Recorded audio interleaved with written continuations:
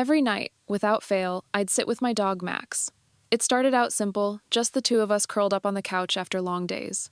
But over time, it became more. A ritual, an obsession. Max was more than a pet. He was my confidant. The only one I felt truly understood me.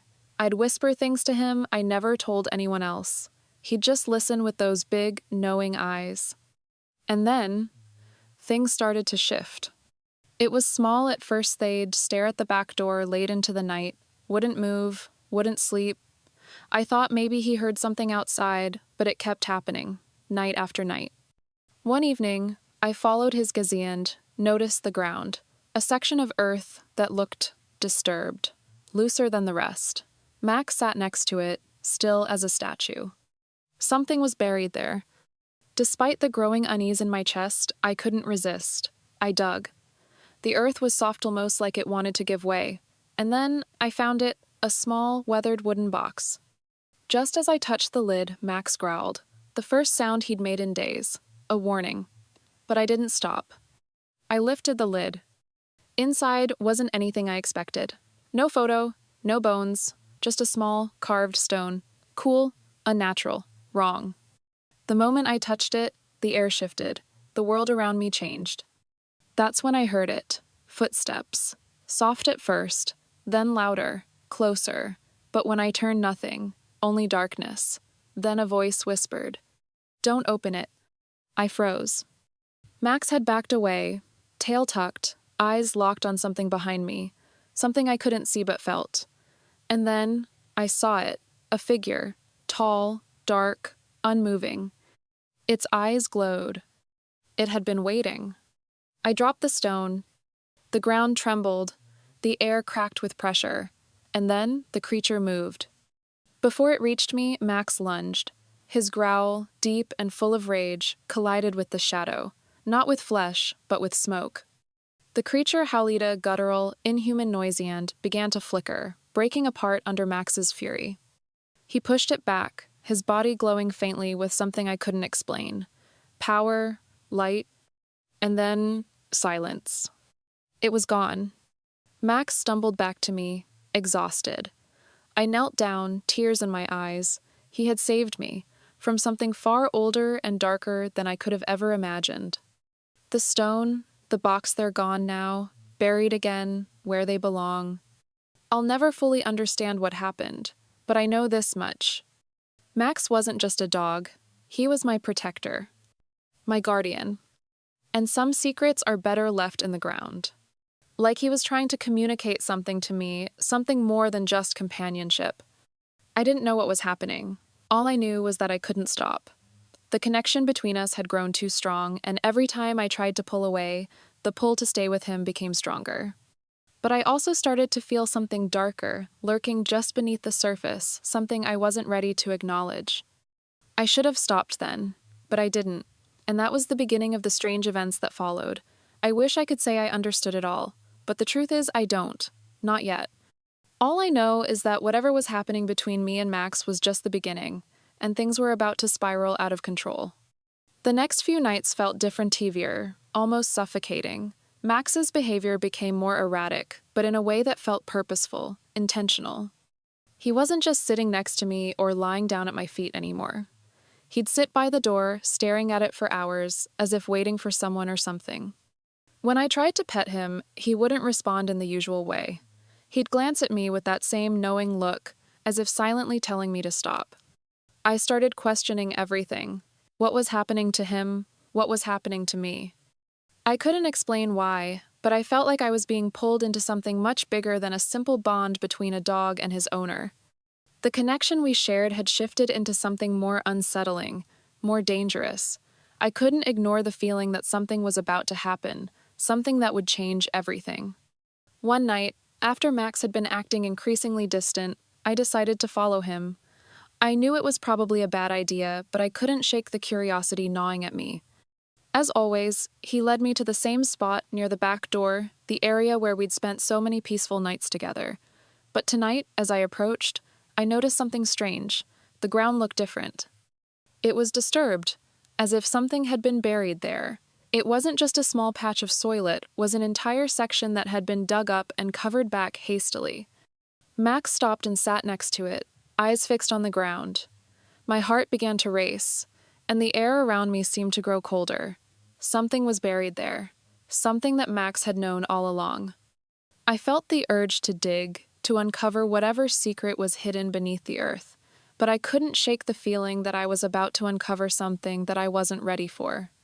Suddenly, Max growled low in his throat, the first sound he'd made in days. It was a warning, a signal that I had crossed a line, but it was too late. I had to know. And that was when everything took a darker turn. I couldn't stop myself. With Max still sitting motionless beside me, I grabbed a small shovel from the shed and began digging into the disturbed earth.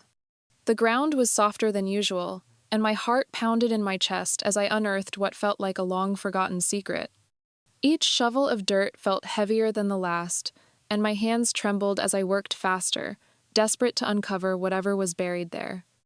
Max had stopped growling, but I could feel his eyes on me, the tension in the air thickening with every passing second.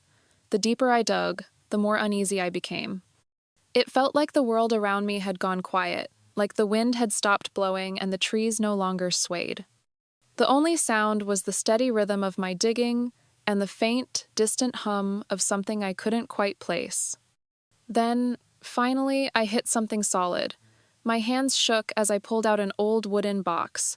It was weathered and worn, covered in dirt and grime, but unmistakably there. My breath caught in my throat as I set the box on the ground. The unease in my chest grew stronger, my stomach twisting with a mixture of fear and anticipation. I stared at the box, the weight of the moment pressing down on me. This was it. This was the thing Max had been guarding, the thing he had been trying to tell me about all along. I couldn't breathe. I had to open it, but at that moment, something inside me, something primal, told me to stop. Max stood up slowly, his body rigid, and his eyes locked onto mine. He was watching me with a look that I couldn't decipher, but it sent a chill down my spine. And just as I was about to lift the lid, I heard a rustle in the bushes behind me. I spun around, heart racing. There was no one there, just the cold, empty night. But I couldn't shake the feeling that I wasn't alone. Something was watching me, and I wasn't sure I wanted to find out what it was. My heart raced as I stood frozen, staring into the darkness. The rustling sound was unmistakable, but no one was there. I told myself it was just the wind, maybe a small animal moving through the bushes. But as I stood there, with the wooden box resting in front of me, the air felt thick, almost suffocating. The silence around me was oppressive, the world holding its breath. Max, who had been standing beside me, suddenly dropped to the ground, his body rigid, his ears perked, his eyes didn't leave the shadows. I called his name softly, but he didn't respond, his focus locked on something beyond my reach. My stomach twisted. Whatever was happening, Max knew it. He always did. I slowly turned back toward the box, but just as my fingers touched the lid, I heard another sound, a voice. It was faint, almost a whisper, but it came from behind me.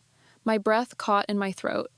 I spun around, expecting to see someone, but there was nothing. "Don't open it." The voice came again, this time clearer, and it wasn't in my head, it was real. I stood there, rooted to the spot, a cold chill running down my spine. My first instinct was to run, to get away from whatever was happening, but I couldn't move. The voice was familiar, but it didn't make sense. I had heard it before, long ago, in a way I couldn't place. I looked down at Max, who was now backing away, his tail between his legs, his ears flattened against his head, and for the first time since all this started, I saw real fear in his eyes. That was when I realized this wasn't just about me anymore. Whatever had been buried under that tree wasn't meant to be found, and now that it had been, something was coming. Something that had been waiting for years. I glanced back at the box, my hands shaking as I reached for it again, but as soon as my fingers brushed the lid, I felt a cold breath on the back of my neck. The voice whispered once more, this time with an unmistakable edge of urgency. "You have to stop." Before I could react, I heard the sound of footsteps approaching from behind me. Not just one pair, but multiple. I turned, expecting to see someone, but all I saw was darkness. The footsteps grew louder, closer, and I realized in that moment that I wasn't alone. Not at all. And whatever was coming, it was far worse than I could have ever imagined. I was paralyzed, my hands trembling as the footsteps drew nearer, their sound unmistakable, their presence looming like a shadow. The cold breath at the back of my neck made my skin crawl, and despite my fear, I couldn't look away from the box. Max, now visibly shaken, had backed up even further, growling softly under his breath. The sound of the footsteps stopped abruptly, and I dared not turn around. I had to know what was going on. I had to know what was in that box.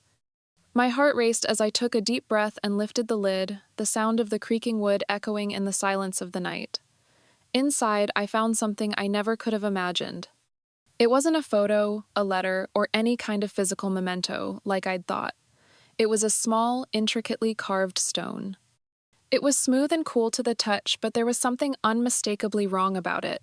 It didn't belong here. It didn't belong in this world.